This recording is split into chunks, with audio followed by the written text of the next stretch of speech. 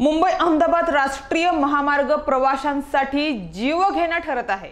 या मार्गावर निकृष्ट दर्जाचे काँक्रिटीकरणाचे काम सुरू आहे। मात्र या दरम्यान प्रवाशांच्या सुरक्षिततेसाठी योग्य त्या उपाययोजना देखील राबवण्यात येत नसल्याने प्रवासी अक्षरशः जीव मुठीत घेऊन प्रवास करत आहे।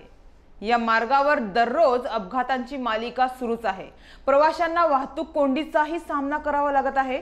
एकूणच हा महामार्ग सर्वसामान्यांकरिता मृत्यूचा सापळा ठरत आहे। मात्र आता या गंभीर समस्येकडे महाराष्ट्र विधानसभा पावसाळी अधिवेशनात आज बोईसर विधानसभेचे आमदार राजेश पाटील यांनी सुद्धा अनेकांचं लक्ष वेधलंय।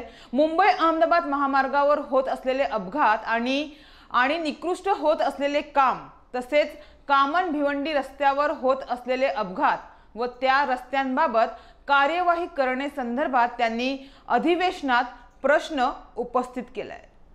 हा पालघर जिल्ह्याच्या वतीने हा प्रश्न आहे। पॉइंट ऑफ इन्फॉर्मेशन सर, मुंबईला येण्यासाठी पालघर जिल्ह्यातून नॅशनल हायवे क्रमांक 48 हा येतोय आणि आपण इथे बघितलं की आम्ही सगळे आमदार महोदय आणि त्या भागातली मंडळी मुंबईला यायचं म्हटलं तर तो हायवे आहे नॅशनल हायवे नंबर 48 हा अतिशय खराब झालेला आहे आणि वसई किंवा पालघर जिल्ह्यातले रुग्ण जे वसईमध्ये येतात, मुंबईला येतात, त्यांच्यासाठी एवढे मोठा जिकरीचा तो हायवे झालेला 4-4 तास ट्रॅफिक लागते आणि ज्या कॉन्ट्रॅक्टरने काम घेतलेलं आहे नॅशनल हायवेचे अधिकारी आहेत त्यांचं पूर्णपणे ह्या हायवेच्या दुरुस्तीकडे दुर्लक्ष झालेलं आहे। तर माझं सरकारकडे या माध्यमातून अशी विनंती आहे की ते संबंधित ठेकेदार आणि ते नॅशनल हायवे अथॉरिटी यांना बोलवून हा हायवे लवकरात लवकर क्लिअर करावा, चांगला करावा, जेणेकरून मुंबई येण्यासाठी जे 4-4 चालू करतोय लागणार नाही।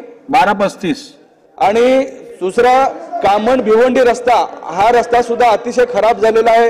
एवढे खड्डे पडलेत, काल त्याच्यामध्ये एखादा ऍक्सिडेंट झाला, त्याचा मृत्यू झाला, तर तो सुद्धा लवकर दुरुस्त करावा अशी माझी विनंती आहे।